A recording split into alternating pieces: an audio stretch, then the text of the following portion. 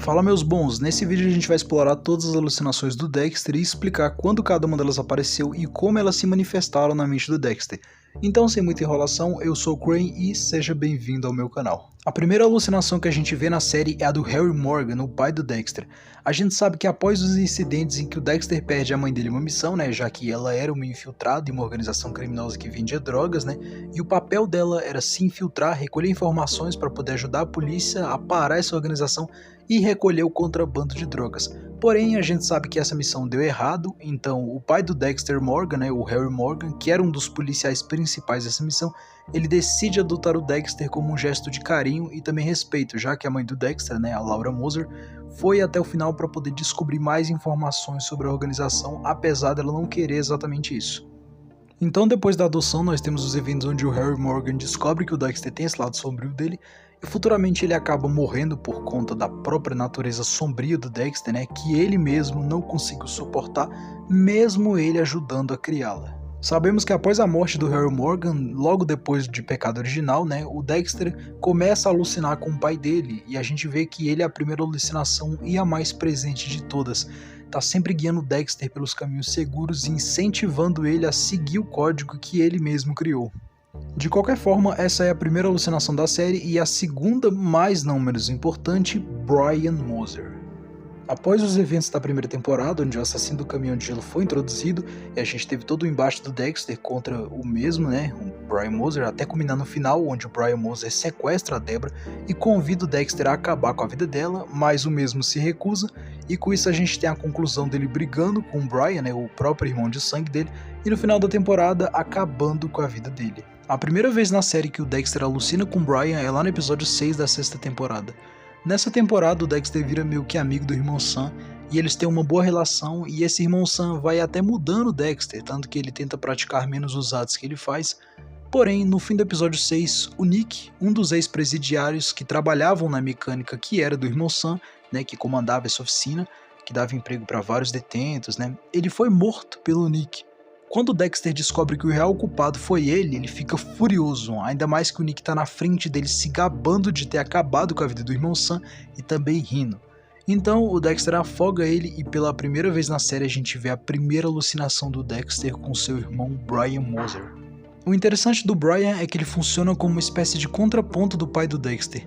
Enquanto a alucinação do pai do Dexter é sensata, calma e tenta ajudar o Dexter, o Brian é o completo oposto. Toda vez que ele aparece é para poder instigar o caos, dando ideias destruidoras pro Dexter, incentivando ele a matar outras pessoas sob circunstâncias perigosas e dizendo que ele deveria até mesmo matar inocentes e quebrar o próprio código.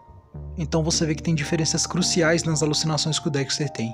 Agora, e diferente do Brian, que é uma alucinação sombria do Dexter, que influencia ele a fazer o mal e quebrar o próprio código, nós temos também a alucinação do Dexter com o Trinity, onde o Dexter tenta procurar por ele e depois de um pouco de investigação ele acaba encontrando.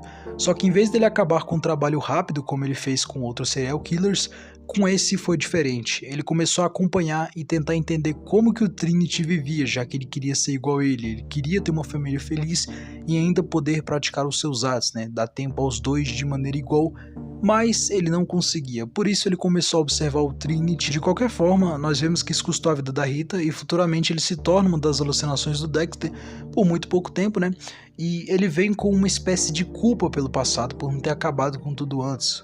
Pelo próprio Dexter saber que se ele tivesse seguido o protocolo, isso não teria acontecido. E diferente de outras alucinações que são ou do pai dele ou do irmão, essa aqui é uma manifestação da culpa dele por ter perdido a Rita. Uma manifestação do passado que ainda assombra ele e que ele poderia ter evitado. Outra alucinação que também apareceu por pouco tempo, seguindo a lógica do Trinity, foi o Sargento Doakes. Lembrando que essas duas alucinações aparecem lá no começo de Dexter Resurrection, e sendo bem sincero, acredito eu que essas alucinações são uma forma muito boa de trazer esses personagens de volta, porém também dá pra dizer que é uma espécie de marketing, até porque quem viu o trailer do Resurrection e viu as alucinações dos dois, ficou extremamente hypado, cara, isso aí não tem como negar não. Mas de qualquer forma, a alucinação do Dexter com o Doakes não dura muito, não tem até muito o que ser dito, mas uma coisa me chama a atenção. Em certo momento dessa conversa entre os dois, o Doakes fala pro Dexter que no final de tudo o âmago dele é bom, e por trás de toda essa capa sombria e todas essas atrocidades, ele não é verdadeiramente um monstro.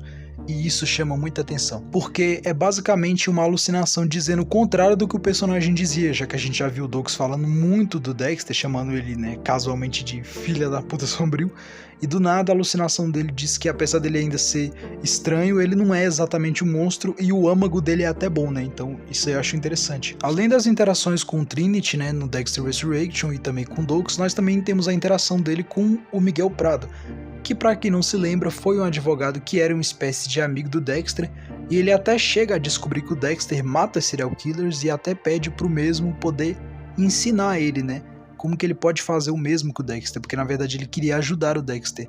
Só que o Dexter mostra o mínimo para ele e ele simplesmente vai lá e acaba com uma pessoa inocente, né, para poder não ter que entrar em uma luta judicial com ela, porque era muito mais fácil simplesmente matar a pessoa. Então o Dexter chega a uma única conclusão depois desse ato do Miguel Prado: ele precisa acabar com ele. E no final da terceira temporada ele morre pelas mãos do Dexter. E sinceramente essa aqui é a interação, né, de alucinação do Dexter mais da hora de todo o Resurrection, na minha opinião, tirando a do Brian Moser lá no final. Porque lá no início do Resurrection a gente vê a interação dele em forma de alucinação com o Dexter, e diferente do Trinity, né, que tenta alertar o Dexter para ele não tentar ter tudo na vida, ou seja, uma vida normal e também ser um serial killer, e também diferente do Douglas, que fala para ele ir atrás do filho dele, o Miguel diz outra coisa. Ele deixa claro pro Dexter que ele só tem um caminho muito solitário, onde ele é uma espécie de herói invisível e um mal necessário. A gente também não pode esquecer de outra interação, né, que a gente pode acabar citando aqui, que é a da Deborah, a irmã do Dexter. Essa dispensa apresentações. Nós sabemos que devido aos acontecimentos da última temporada, onde o Oliver Saxon, né, mata o Zack, que era o aprendiz do Dexter, e ele também era o filho da Vogue, aquela mulher que era especializada em serial killers, né? E que também ajudou a criar o código do Dexter junto com o pai dele. Então a gente sabe que o Oliver Saxon era o cirurgião do cérebro, ou o serial killer que estava sendo procurado na última temporada. E a Deborah, depois de descobrir a localização dele, vai atrás. E ela acaba tomando um tiro e se recupera, mas logo em seguida ela sofre um derrame. E a única forma dela sobreviver seria em estado vegetativo, então o Dexter pega o corpo dela e vai embora. Ele joga o corpo dela em alto mar. É uma mensagem para mim até simbólica, eu diria, mostra que o jeito que ele joga as vítimas dele sempre continua o mesmo, né, no mar, só que dessa vez ele não tá fazendo isso com as vítimas, ele tá fazendo isso com alguém da própria família dele. Então daí pra frente a gente acaba Dexter, né, e a gente tem os acontecimentos do New Blood, e é lá em New Blood que a gente tem a alucinação do Dexter com a Deborah. E sinceramente a alucinação do Dexter com a Deborah não tem muito o que dizer, é simplesmente uma conversa normal, e na minha opinião outra forma de dar um marketing pra série, não que eu acho ruim, muita gente até achou que ela tinha revivido de alguma forma, né, mas não tem como. E eu acho muito foda trazer ela assim, até porque é uma personagem que sinceramente não merecia nem ter morrido, na minha opinião, mas morreu, né. E de qualquer forma, essas são todas as alucinações que o Dexter já teve na série, né? E se por acaso eu deixei alguma de fora, você pode comentar aí nos comentários. E quem tiver chegado até aqui, comenta código para eu saber que chegou até aqui. E é isso. Se você gostou desse vídeo, se inscreve para você não perder mais vídeos como esse. E você pode deixar sugestões do que você quer aí embaixo que eu possa acabar trazendo futuramente. Eu sou o Crane, até o próximo vídeo. E aqui estão os últimos comentários do último vídeo, né? Como agradecimento, eu sempre deixo na tela final para instigar os comentários e para vocês saberem que eu aprecio cada pessoa que comenta nesse canal. Muito obrigado e até o próximo vídeo.